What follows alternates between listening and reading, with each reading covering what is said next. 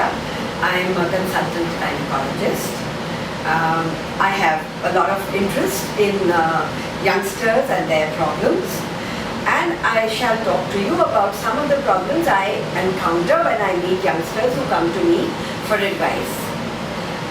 What I have been observing that a lot of youngsters are sexually active, but they are a little confused as to what they should do in regard to contraception, in regard to any sexually transmitted diseases, and in regard to pregnancy. So let's talk about each one of these things in brief so that you can just have a little idea. But subsequently, if you have more problems, I would suggest you do consult a gynecologist.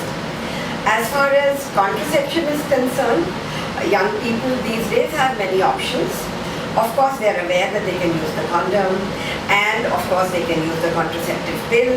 But what is even more recent is the emergency contraception. Now, emergency contraception is a contraception that can be practiced after you have had an unprotected intercourse. So it can be practiced up to the first 72 hours after the intercourse, and you can subsequently follow it up by being in touch with a doctor or doing a pregnancy test if you do not get your periods in time. But you must be careful about one thing. Emergency contraception is not a form of regular contraception.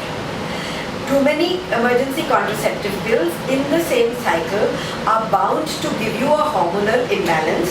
It will upset your periods, you will have irregular cycles, and then you may not know what to do with it.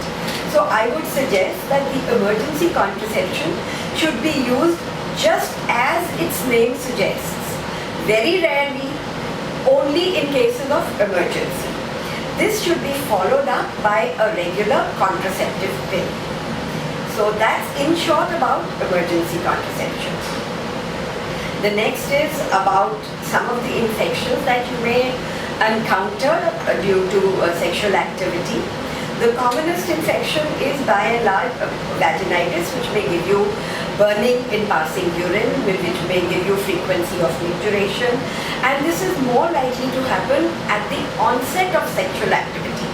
Those people who have been in sexual activity and relationships longer, they don't have it, but at the very start of sexual activity, this can happen to you. And this may be something as plain as a fungal or a bacterial infection, but it can be something as serious as herpes or HIV. So this is something that you should take precautions against. The safest way to guard yourself against sexually transmitted diseases is by making your partner wear a condom. That would keep you very safe. Apart from that, there are female condoms as well, but those are not easily available and they're not very easy to use either. And when you have any kind of a vaginal discharge or increased frequency in micturition following sexual intercourse, please do not neglect it. Go across and meet your doctor so that you can have the right advice at the right time and you shouldn't get into trouble. Then the third thing we wanted to talk about was unwanted pregnancy. Now, unwanted pregnancy can happen if you are not careful, and you can take what is called an MT pill, medical termination of pregnancy, which can be taken up to 7 weeks. Sometimes we can even use it up to 9 weeks, but before using this, firstly, please do not take this pill on your own or on the advice of a friend or a boyfriend. There are certain basic things which must be followed before taking an empty pill. That is, we must ensure that the pregnancy is in the uterus. It should be an intrauterine pregnancy. People have got into a lot of trouble because they have taken the empty pill and they have actually had ectopic pregnancies. So please don't take this pill on your own. Don't take it on the advice of somebody who doesn't have medical knowledge. Don't buy it over the counter from a chemist. Please come to a doctor. Please get it prescribed properly. Please understand the pros and cons of the procedure.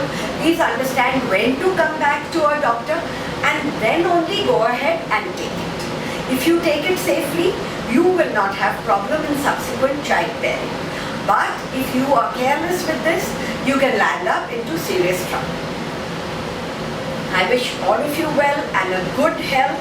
If you have any problems, you can get back to me at Saket City Hospital, or you can contact me at my email, which is belamakhija@yahoo.com, or you can contact me through Ready Health. Thank you.